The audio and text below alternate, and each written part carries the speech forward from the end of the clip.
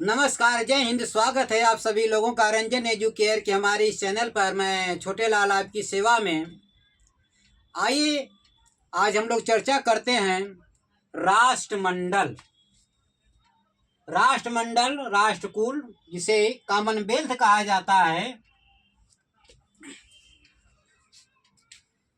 तो इसकी शुरुआत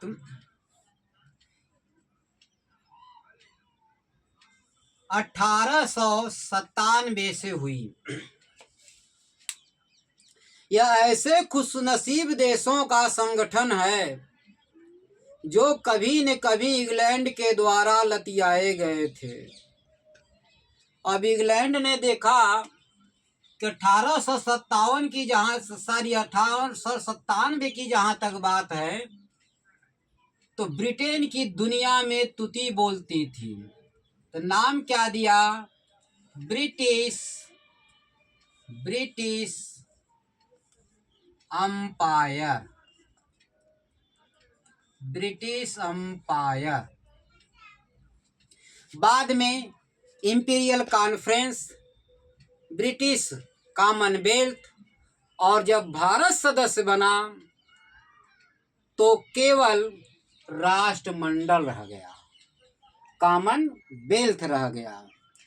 47 में जब अपना देश आज़ाद हुआ, उस समय सरदार पटेल ने जी ने कहा कि जो हमको इतना दिन तक मारा काटा, लतियाया, कोड़े बरसाए, हम उसके सदस्य नहीं बनेंगे, उसके द्वारा स्थापित किसी भी संगठन के सदस्य नहीं बनेंगे।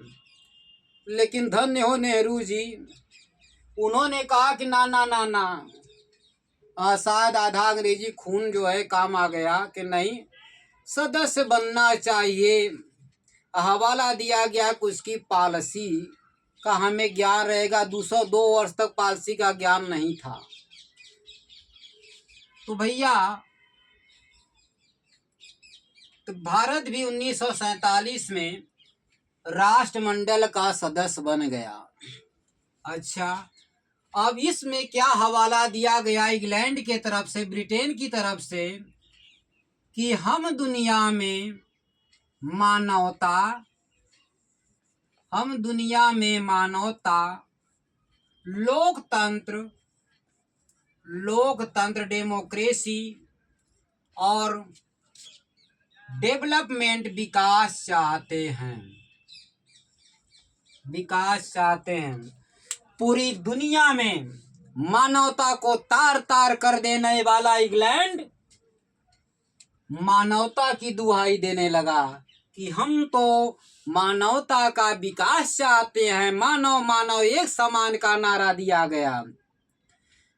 दुनिया में कोई शायद ऐसा जगह नहीं था, कोई ऐसा द्वीप दुनिया में नहीं थे जहां के लोगों ने इंग्लैंड ने लातों जूतों कोड़ों से न मारा हो।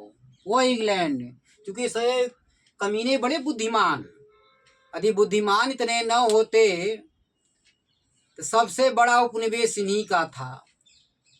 दुनिया पर कैसे राज करते भाई। कहा जाता है कि इसके साम्राज्य में कहीं सूर्यास्त नहीं होता था। बात भी रियल है कि जहां सूर्योदय होता था वहां किसका राज था? इंग्लैंड का राज होता था। तो मानवता, लोकतंत्र, हाँ, कि भैया अब तो जो है कि क्योंकि द्वितीय विश्व युद्ध के समाप्ति के दौरान अमेरिका ने सबसे ज्यादा विरोध किया कि सबसे ज्यादा जो कॉलोनिज्म है, उपनिवेशवाद है, किसके कारण है? इंग्लैंड के कारण है। ब्रिटिश के कारण है, इंग्लैंड के कारण है। तो इंग्लैंड के जब कारण है तो भैया जो है यह नाटक खत्म करना होगा, क्योंकि सारे लफड़े का जड़ क्या है? वो है उपनिवेश। तो सोचा कि अब तो मेरा सब कुछ खो गया, अब सब जो है गुलाम आजाद हो जाएंगे, आजाद करना होगा।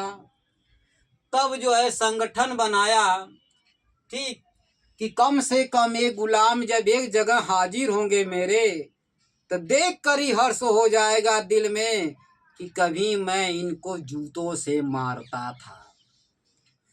और नारा बड़ा अच्छा दिया गया कि लोकतंत्र का डेवलपमेंट चाहते हैं, आर्थिक प्रगति चाहते हैं। अरे 2-2, 3-3, 100-100 साल तक लूटा है, तो उसका 1% भी यदि जो है कि इंग्लैंड दे देगा, 1% भी दे देगा तो बहुत हो जाएगा। 2-2, 3-3, 100 साल तक जिनको लूटा, कुछ नहीं बचा उन देशों में, सब कुछ लूट कर इंग्लैंड ले गए अंग्रेज। 1% भी देगा तो बहुत हो जाएगा। अब सबको लगा कि चलो भैया बहुत अच्छा है, कम से कम कुछ तो देगा, बहुत ससुरा लूट कर लेकर गया है। तो भैया कुल जो है कितने मेंबर हो गए? 54। कितने मेंबर हो गए? 54।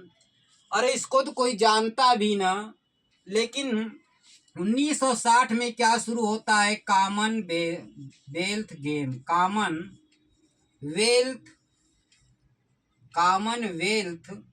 गेम। इसकी शुरुआत होती है बच्चों कनाडा से। इसकी कनाडा से शुरुआत होती है, कनाडा से।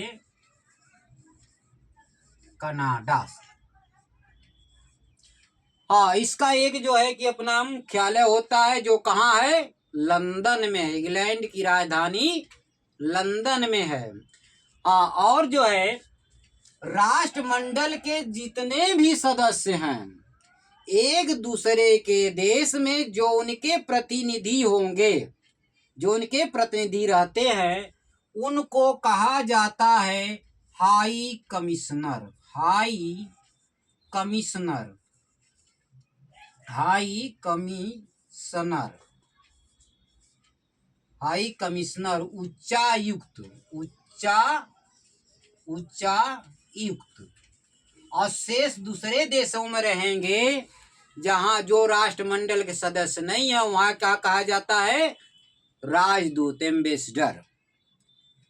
तो राष्ट्रमंडल, उद्देश्य इंग्लैंड का क्या था, किस उद्देश्य से बना, ये बात आपके सामने जग जाहिर है।